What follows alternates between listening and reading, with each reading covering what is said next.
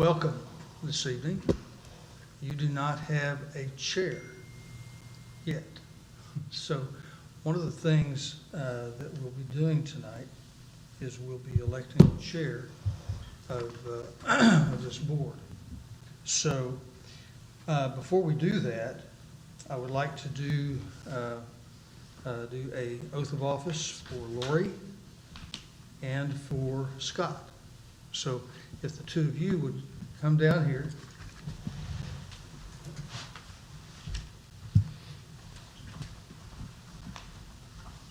Then, after we do that, you will be able to vote and participate. So, here's what we will do. If you will raise your right hand and repeat after me. You've done this before. I state your name.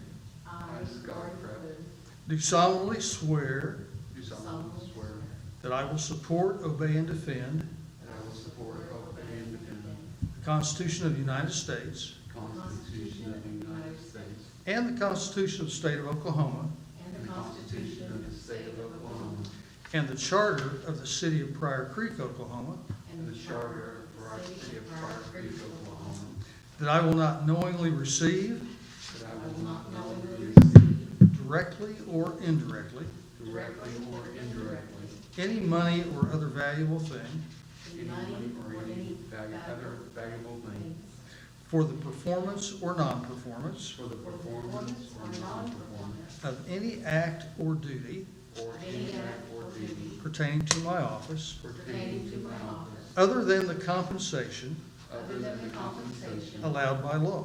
allowed by law. I further swear I further swear that I will faithfully discharge that I will faithfully discharge my duties my duties as Planning and Zone Board of Adjustment, as planning and zone. Planning and Zoning Board of Board of Adjustment. And Scott, yours is seat number 3.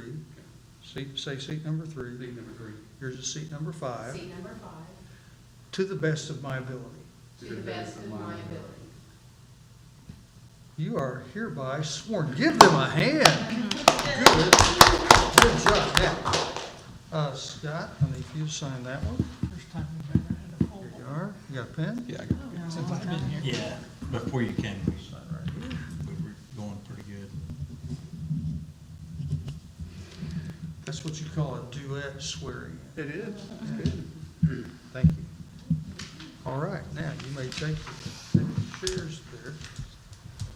Do you have listed on the agenda On the addendum, election of office of, yes, it's number 3 on the addendum, second page. okay, second page is an addendum, and number 3 is discussion of possible action regarding nominations of chairperson. So, I will lead in that, and then after you have nominated a chairperson, then chairperson then will take over the meeting and go from there. So, do any of you have a nomination? I'll nominate Chris Foster. We have one nomination of Chris Foster. I second. I'll also support that. All right? I hear a railroad.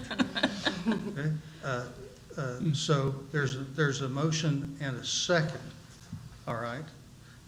So do I hear then a motion that nominations cease? I make that motion. Motion and nomination cease. Is there a second? Second. Second, Scott. Very good. So then we should call roll on the motion to elect Chris Foster. Scott Kraft, or I'll probably just say Kraft. Yes.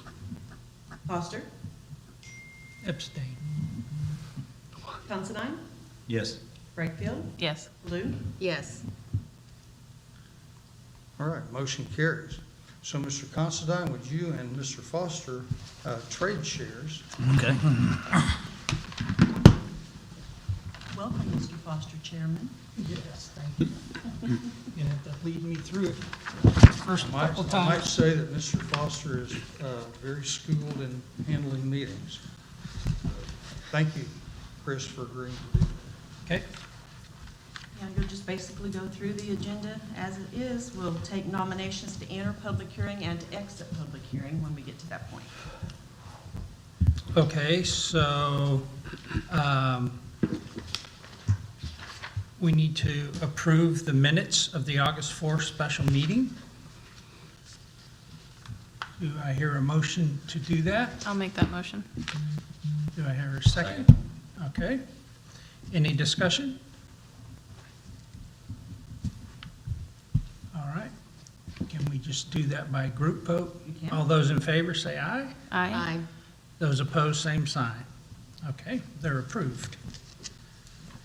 Okay, so now we're going to go into discussion and possible action to approve a request for a variance on a covered porch over an existing slab on the front of the house at 115 North Row.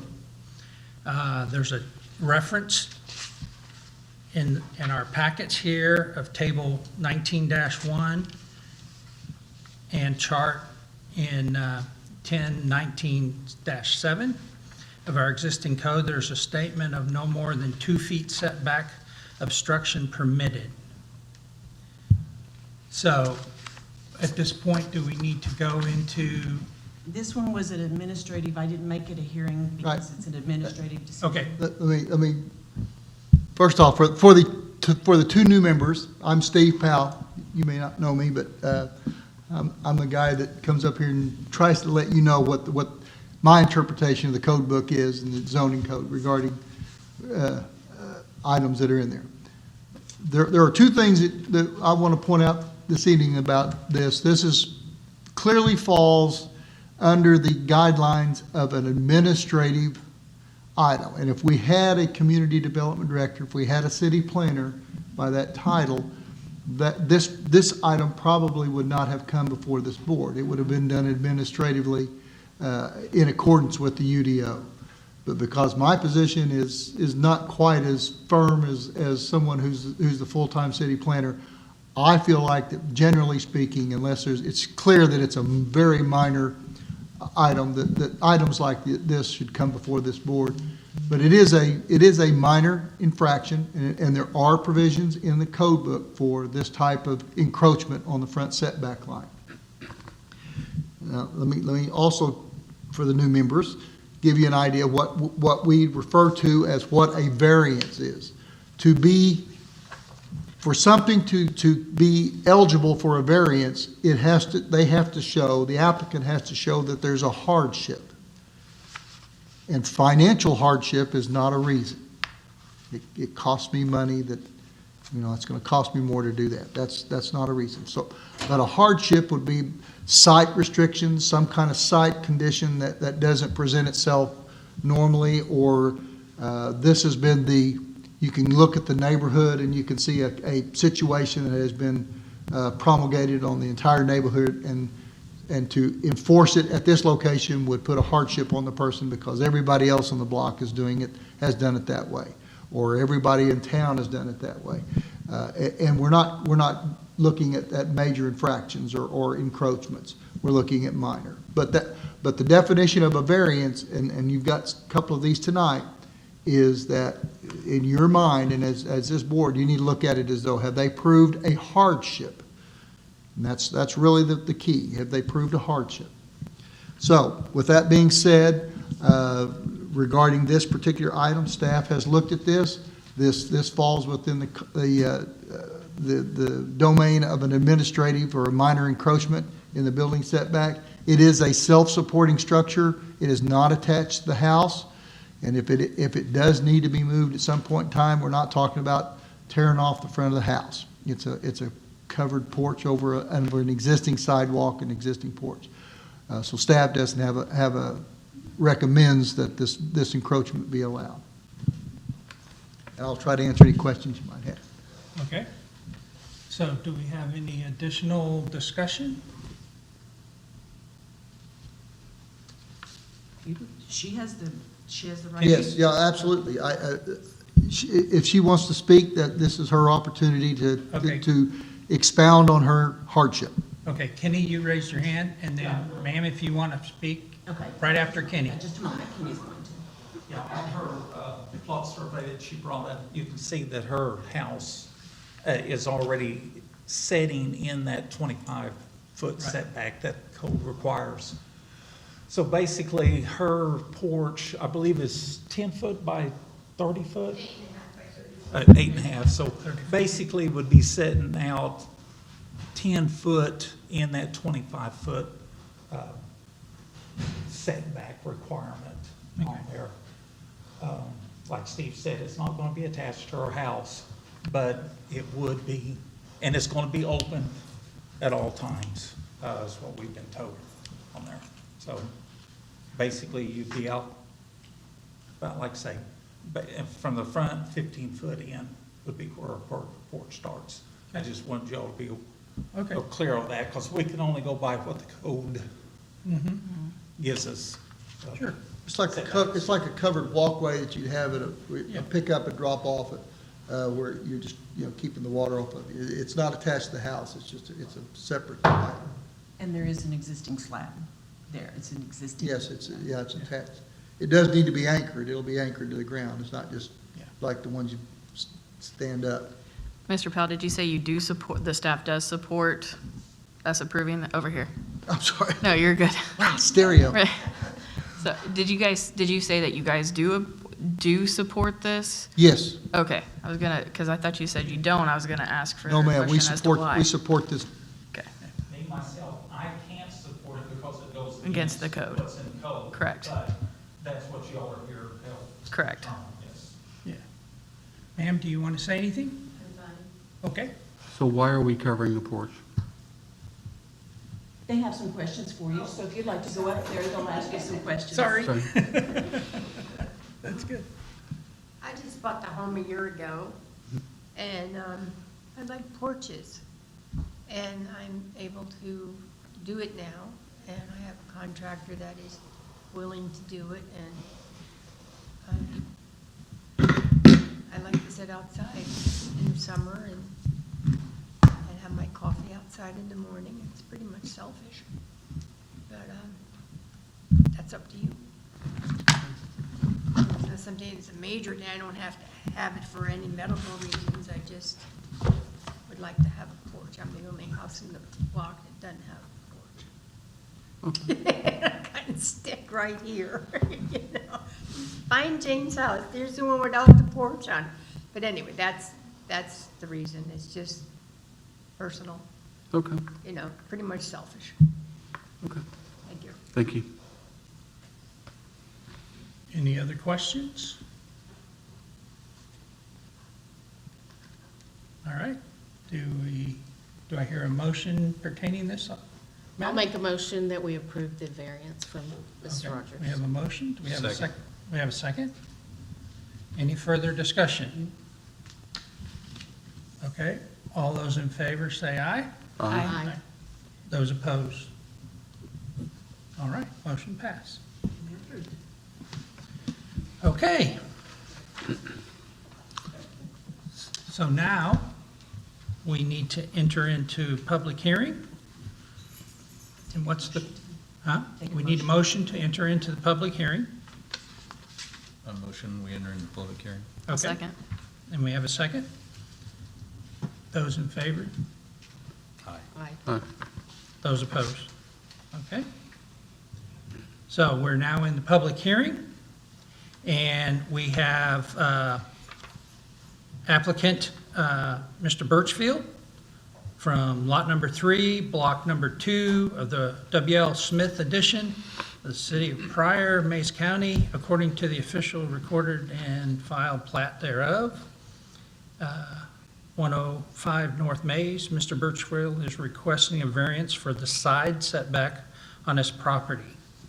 So, do you want to tell us what's going on again? I was putting my shed on the skids, Okay, and I mean, I got the shed pulled up where the other shed is setting, you know, they're even in the back, but all of a sudden, we need a 13-foot variance on the side. And, I can get like 14 foot on the front of the building, but everything sits at an angle right there. So the very back corner of that building is at 9 foot 2 inches, Okay. which is the very back corner. And it gets bigger from that point out. It gets, you know, more distance between there. And I did put it on skids, or I'm going to, Yep. if y'all go. But we've been on this for quite a while. We talked about the skids We- before. At first, you know, the variance on the side was okay, but the back was bad. Now the back is okay, but the side is, you know, I mean, I'm kind of at a loss. I don't know. I've been trying to satisfy everybody here, but I haven't had much luck, so Okay, I guess. Mr. Birchfield, is this an existing structure that is on skids that you're going to move forward? Is that what I understand? It isn't a structure. I put it there a little over a year ago, and that's Okay. where we've started the variances and so forth with the back variance, because come to find out that the alleyway, everything over on that side of town is really kind of messed up. The alleyway is not even dedicated alleyway, things like that. And, you know, there's carports sitting on privacy fences, you know, being held up. We was talking about that lady there. It's just all around my house is like that. And all I'm asking for is like the 4 feet on that back corner. And the rest of it is, I've surpassed it in the front corner. I've done everything about I can do other than, you know, just get rid of the shed, so. okay. Is that, Anything else? I don't guess so. Anybody else want to speak to this? This, okay, just again, for the record, this is a public hearing, so this is an opportunity for the public to speak. The interaction, questions back and forth, staff report, anything regarding that will occur in the next item. Okay, Okay. okay. So, do you want to speak? Okay, okay, we'll wait until we exit. Okay.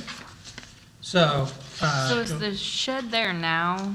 Yes, ma'am. It's a 16 by 20 shed. I had it sitting there permanently, but Okay. I'm gonna take it, put it on skids so we can slide it forward. I was told that that's probably okay. I don't Okay. know. so if you look at this That's what plan, I'm looking at.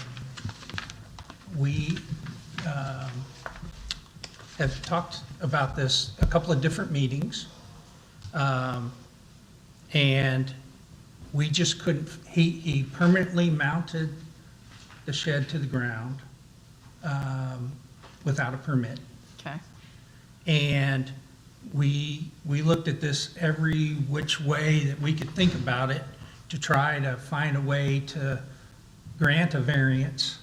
But in the end, it was just insurmountable. So we denied that particular variance.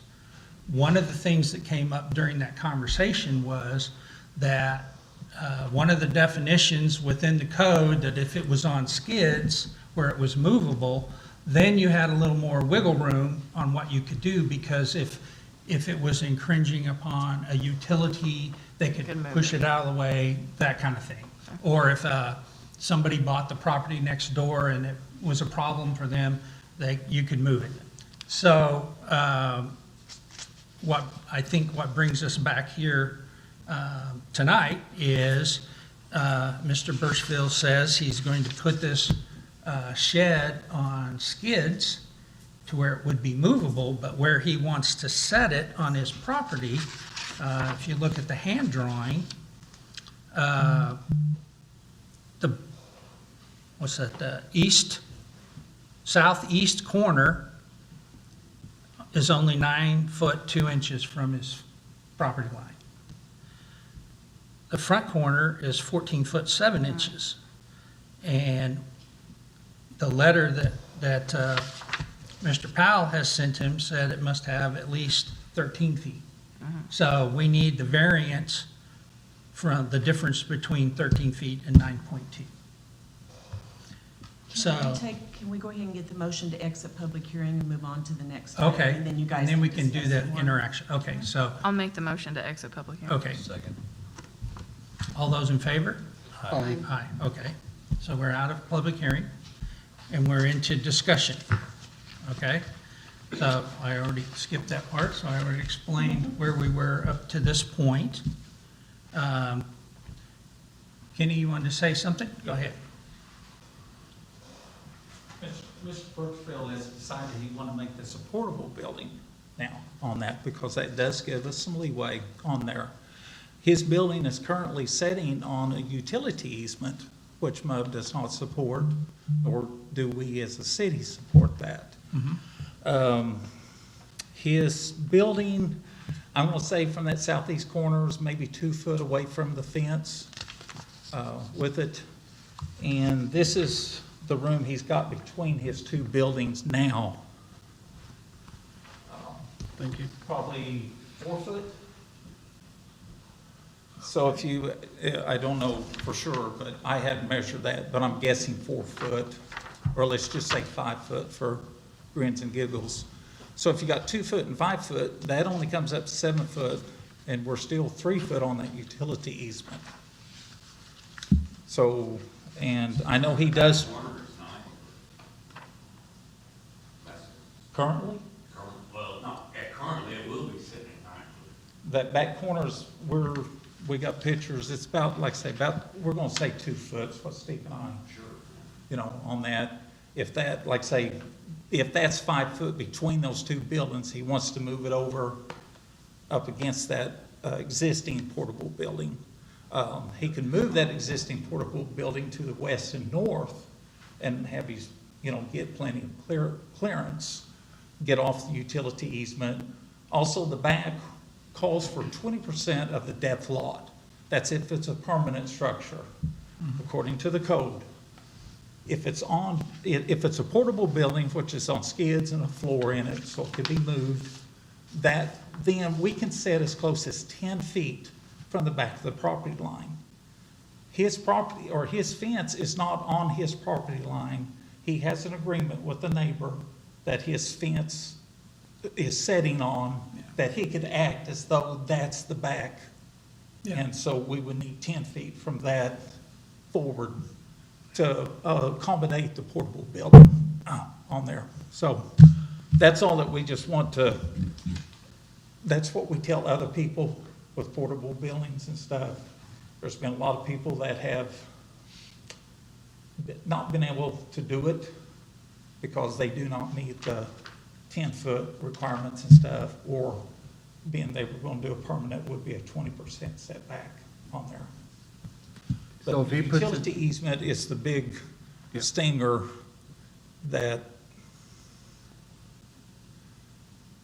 Jared has always said, no buildings, nothing can sit on utility easements and stuff. And so that's why I have to stick with that on my end of it. Now, you all as a board have the right to grant Mr. Birchfield whatever setbacks that you require and stuff. I don't know if he will be the 9 foot or 13 foot or whatever it was that he, from that fence, Right. because it is odd shaped lots and stuff over there, and they're angles, and it's confusing on there. So, but the utility easement basically runs parallel to his fence back there. Y'all have any other questions for me? So you've been out there, right? I've been by there, yes. So is there other places on the property that he could put that would not affect the electrical lines? There's no electric at this point, at this building. He's just, The easement, he right? erected the building in April of 21. Yeah, 21 on there, and came in July to get a permit. He had had his mom and his stepbrother come in for the permits, and we could not issue it because we didn't have the plot survey or information about his lot. And the building being a 16 by 20 requires a permit because it's over 200 square feet, Yeah. according to codes and stuff on there. But the building, this is his little building that he has now, that's right north of his That building. building he's talking about is not a portable building. It has been sitting there for 20-some years, and it is cemented to the grant. Yeah, that one. Right there. Yeah. But we Oh, this thought- one right here.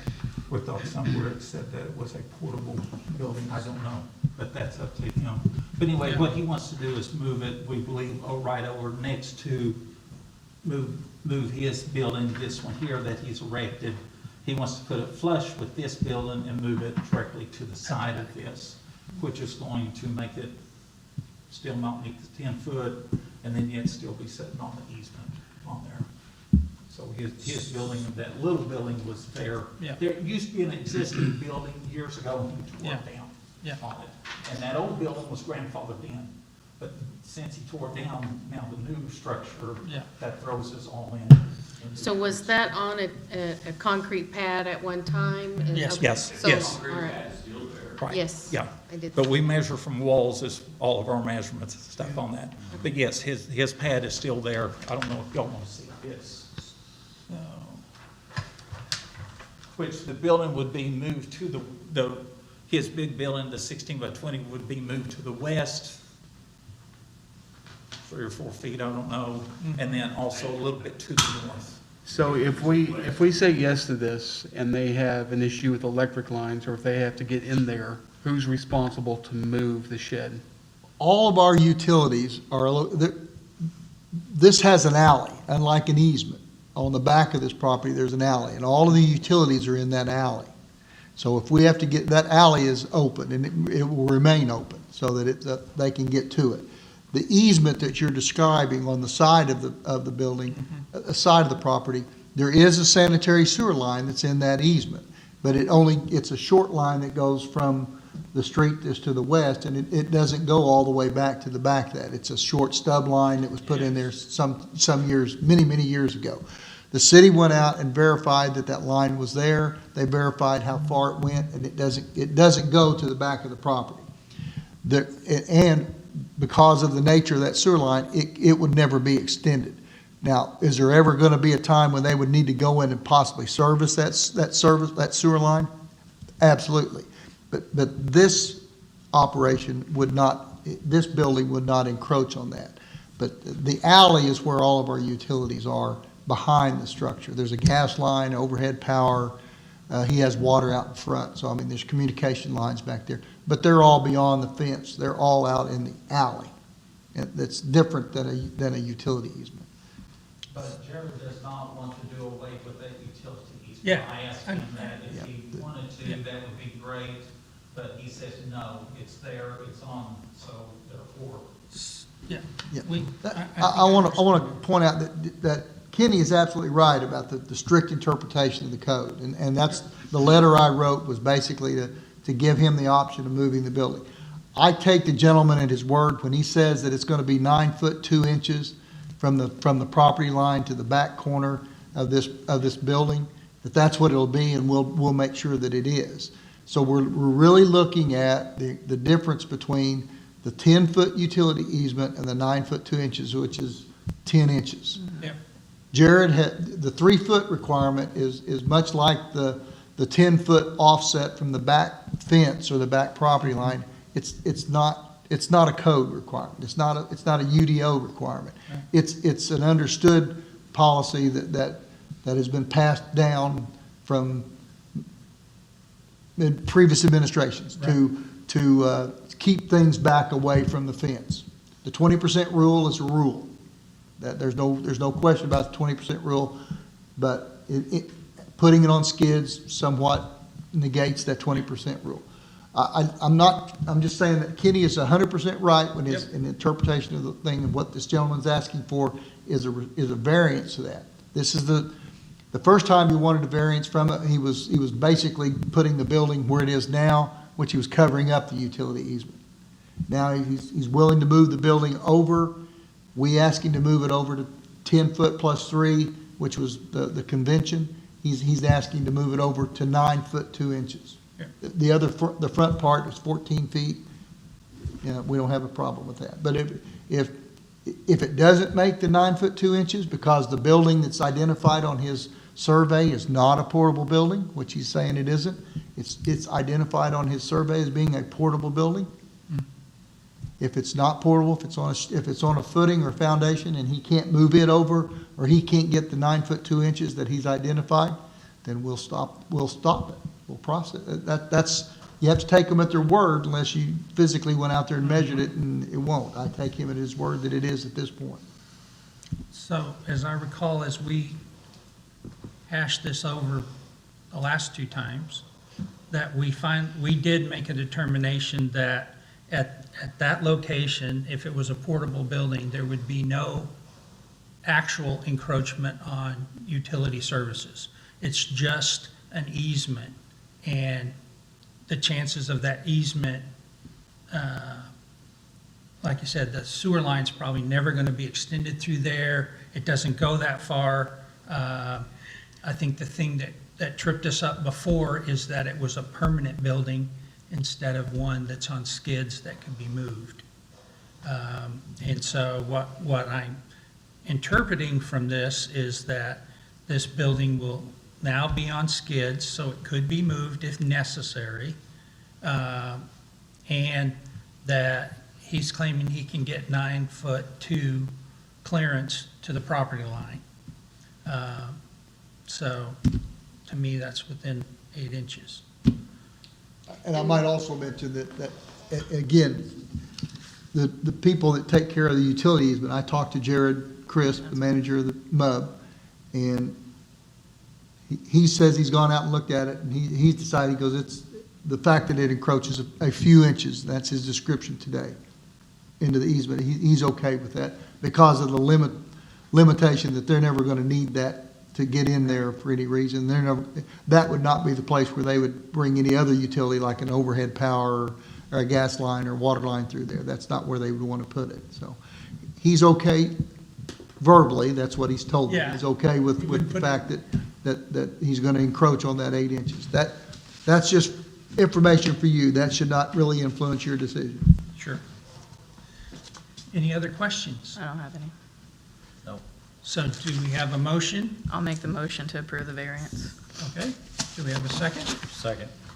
Okay, we have a motion and a second. Any further discussion? All those in favor? Aye. Aye. Those opposed? Motion passed. You ready? Thank you. Let All us right. know when you get it laid out. We'll come look at it. Okay, sure did. All right, thanks a lot. So, do I hear a motion to adjourn? I'll make the motion. I'll second. All right. Motion and second. All those in favor? Aye. Aye. Those opposed, same sign? All right. We're adjourned.